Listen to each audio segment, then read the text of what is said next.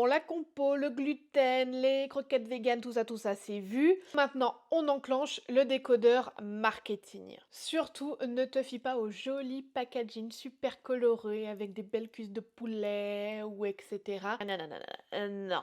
Ce que tu veux, c'est une marque qui va être transparente sur la compo, sur laquelle tu peux avoir des retours de clients et d'expériences clairs et qui donne des taux analytiques complets. Et moi, je rajouterai un petit élément, chacun fait comme il veut. Personnellement, je préfère des croquettes qui sont fabriquées en France ou en Europe au maximum. En fait, ce qu'il faut, c'est que tu compares, que tu testes et surtout, tu observes ton chien. La qualité de son poil, ses selles, son énergie, vraiment son état global, ça va vraiment t'aiguiller à savoir si les croquettes sont adaptées ou pas. Pour t'aider aussi dans ton choix, tu peux faire attention aux termes qui vont être employés sur les packaging des croquettes. Car selon le terme, ça va être un bon indicateur de la qualité de la croquette. Petit lexique express du jargon marketing.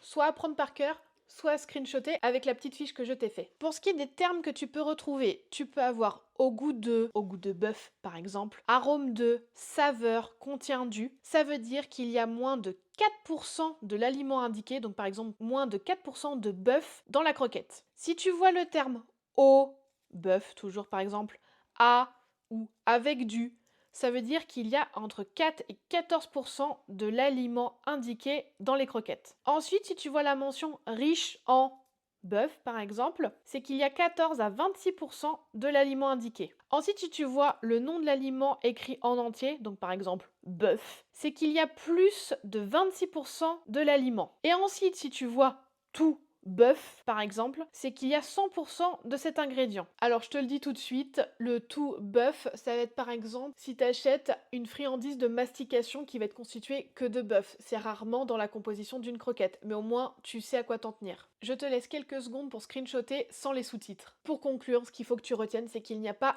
une bonne croquette universelle, ça n'existe pas. Il y a celle qui convient à ton chien. C'est pas forcément la plus chère, c'est pas forcément la plus à la mode, mais c'est celle qui lui convient à lui. Si jamais tu veux une partie 2 dans laquelle on va analyser concrètement des packaging et des étiquettes de croquettes, n'hésite pas à me le dire en commentaire. Mets-moi une petite loupe et je saurai que c'est ça que tu veux. À bientôt pour d'autres conseils sur nos petits potes.